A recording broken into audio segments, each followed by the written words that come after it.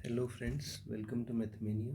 अभी LPG cylinder की किल्लत चल रही है, तो उसके ऊपर ट्विटर पे स्क्रॉल करते हुए मैंने एक इमेज देखी।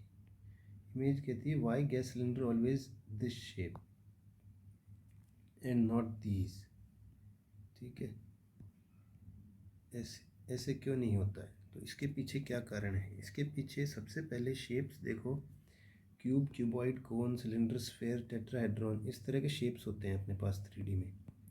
उसके ऊपर यहाँ वर्टिसेस देखिए। वर्टिसेस ये होती है, ये जो कोने होते हैं इनको वर्टिसेस कहते हैं, आपको पता ही है। तो ऐसा क्यों होता है कि सिलेंडर इसी शेप का होता है? इसके अंदर काम करता है प्रेशर।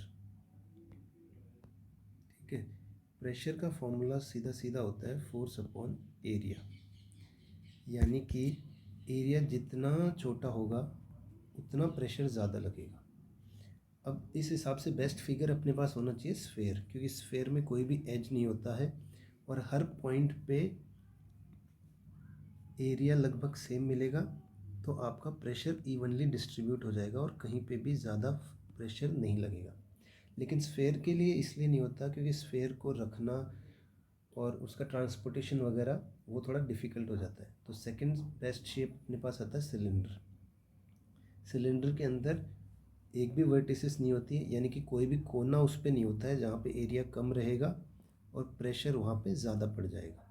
ठीक है, तो वहाँ भी इवनली डिस्ट्रीब्यूट होता है प्रेशर, और सिलेंडर को कैरी करना और ट्रांसपोर्टेशन में और घर पे लगाना भी आसान होता है।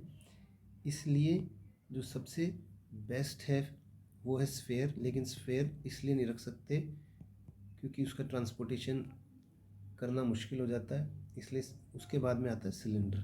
सिलेंडर के अंदर भी force upon area, pressure evenly distribute होता है, तो कहीं पे भी ज़्यादा प्रेशर नहीं लगता, तो सिलेंडर के फटने के और ये चांसेस नहीं रहते।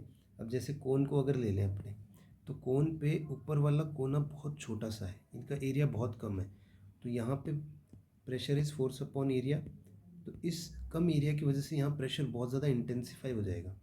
ठीक है, तो यहाँ से लीकेज की, ब्रस्ट की और फटने के चांसेस रहते हैं, इसीलिए सिलेंडर को इस शेप में रखा गया है। Thank you.